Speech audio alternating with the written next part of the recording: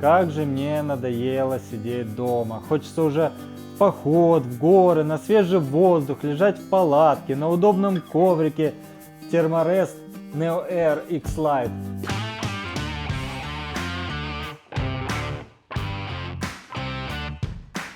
Вообще, в мире много разных хороших ковриков. С чего ты взял, что именно твой коврик самый лучший? Взял обычную пенку и не паришься. Пенку? Так, давай-ка я тебе сейчас все подробно расскажу об этом коврике. И почему именно я остановился на Neo Air X-Lite. Но прежде всего это офигительно удобно. По сути, ты спишь как дома на пружинном матрасе, при этом находясь в походе. Никакой ижевской пенкой ты этот комфорт не заменишь. Раньше я пользовался самонадувающимся ковриком от Splav. Но у меня постоянно болела поясница, я так страдал. Но это все в прошлом. Теперь в моей жизни появился Thermarest Neo Air X-Lite. И я сплю как младенец. Следующая важная характеристика для любого легкохода — это, конечно же, вес. Знаете, сколько весит Neo Air X-Lite размера S? 217 грамм без чехла. К примеру, вот этот пакет кофе весит 250, что даже тяжелее. Ну или, например, для сравнения, вот баллон газовый 230 грамм и пакет сублиматов 250, что тоже тяжелее. А знаете, сколько весит легендарная ижевская пенка 8 мм? 430 грамм. А знаете, что общего между вот этим литровым котелком и ковриком X-Lite? Второй прекрасно в нем помещается. Коврик занимает примерно 1,5 литра. А это значит, вы сможете взять с собой даже свою любимую подушку. На нем хоть тепло спать, лично для меня это самое главное. Тут, конечно, сперва нужно кое-что разъяснить. Ты, например, знаешь, что такое значение R-value? Если нет, я расскажу. Понятие пошло от строительных материалов еще в Америке. По сути, это коэффициент сопротивления теплопередачи. Проще говоря, чем выше R-value, тем теплее спать на коврике. Рассчитывается он по этой формуле. Так, здесь у нас толщина в метрах, коэффициент теплопроводности материала и некая константа для перевода из международной системы единиц в американскую, так как понятие пришло оттуда. Так вот, R-value X-Lite 4,2, что соответствует примерно минус 12 градусов тепла. Для сравнения, у ижевской пенки этот показатель не больше 1,2, так что годится он только для теплых ночевок. Большинство людей не будут думать: «О, какой же у меня большой R-value», а просто тепло или нет. Ну тогда придется показать все на практике. На улице сейчас минус 5 градусов, и мы протестируем коврик в реальных условиях. Наверное, мое мнение будет несколько субъективно, потому что не все лежат под снегом на коврике. Вот. Но это, скажем, максимально неприятная ситуация, да, когда холод действительно присутствует. И я уже лежу минут 5-10, и я совершенно не чувствую, что исходит от земли какой-то холод.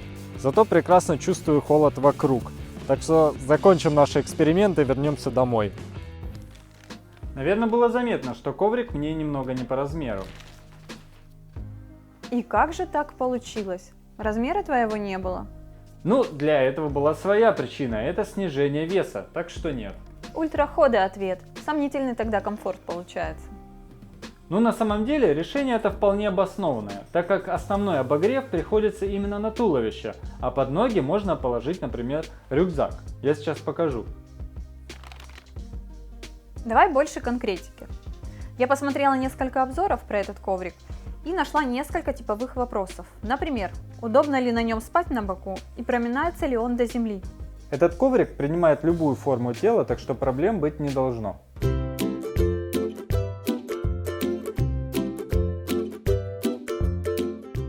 А еще говорят, что если постоянно надувать коврик ртом, то там образуется плесень. Ну, кстати, в теории это вполне возможно. Плюс никто не отменял конденсат, который образуется внутри и впоследствии охлаждает коврик. Поэтому я не хочу проверять это на практике и всегда беру мешок для надувания из комплекта. Так и годы пройдут, пока ты его надуешь. Ну, я бы не сказал, что годы. Давай тогда проверим. Весит мешок 56 грамм, и еще я его использую как чехол для спальника.